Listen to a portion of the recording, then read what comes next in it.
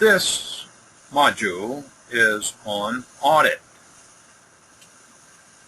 The buttons at the bottom of the screen show functions that are available in this module. For instance, if you click on Contents, that is where that button takes you, to the table of contents.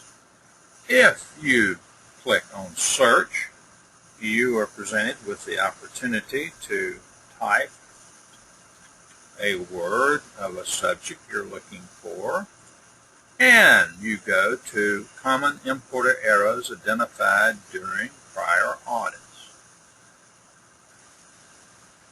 By clicking on that subject, you go to, by hypertext, to that page and find that those common errors are identified.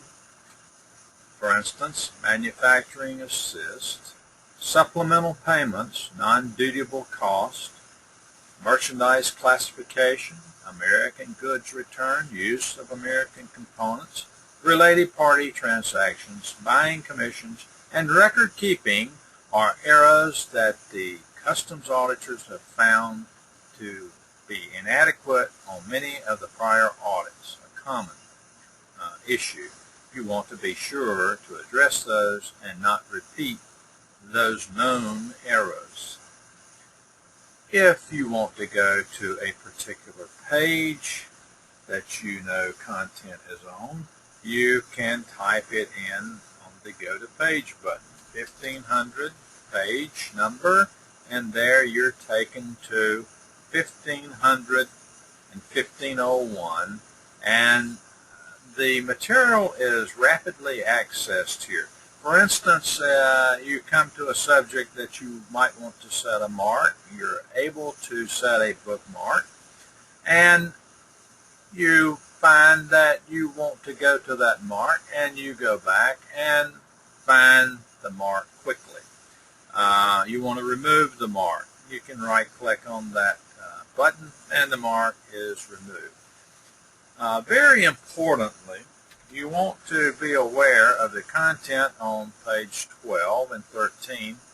13 in particular with the Importer Self-Assessment Program and the Focused Assessment Program. Both of those programs are important because you are looking towards self-compliance. That is what this method of compliance is used to allow companies to self-impose controls on themselves so that they are in compliance with regulatory requirements. So with that in mind, and we click on Focused Assessment, and notice that we're on page 2254 at this time. We're interested in the subject of classification. What do we do if we're auditing and we're looking at that subject?